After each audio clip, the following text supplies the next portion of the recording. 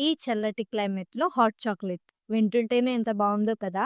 Instant hot chocolate అండి. అది కూడా రెస్టారెంట్ స్టైల్‌లో. క్రీమీ కన్సిస్టెన్సీతో ఈజీగా ఎలా చేయాలో చూద్దాం.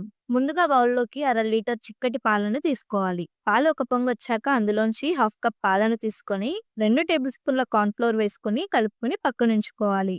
డార్క్ చాక్లేట్ లేదా మిల్క్ చాక్లేట్‌ని చాప్ చేసుకొని పక్కనుంచుకోవాలి. పాలల్లోకి 2 టేబుల్ స్పూన్ల కోకోా పౌడర్ వేసి కలుపుకున్నాక కార్న్ ఫ్లోర్ పాల మిక్స్చర్‌ని కూడా వేసి కలుపుకుంటూ గ్రేటెడ్ చాక్లేట్‌ని ఇంకా అలాగే 3 టేబుల్ స్పూన్ల పంచదారను కూడా వేసి కలుపుకుంటే కాస్త చిక్కబడుతుంది. టేస్ట్ మరింత ఎన్హాన్స్ అవ్వడం కోసం 2 టేబుల్ స్పూన్ల మిల్క్ పౌడర్‌ని వేసి ఓసారి బాగా కలిపి హాట్‌గా సర్వ్ చేసుకుంటే రెస్టారెంట్ స్టైల్ హాట్ చాక్లేట్‌ని మీరు ఇంట్లోనే ఎంజాయ్ చేయొచ్చు. రెస్టారెంట్ ఫీల్ రావడానికి పైనుంచి కొంచెం కోకోా పౌడర్‌ని డస్ట్ చేసి ఉంటే చాకో చిప్స్ వేసుకోండి. లేదంటే గ్రేటెడ్ చాక్లేట్‌ని వేసుకోండి.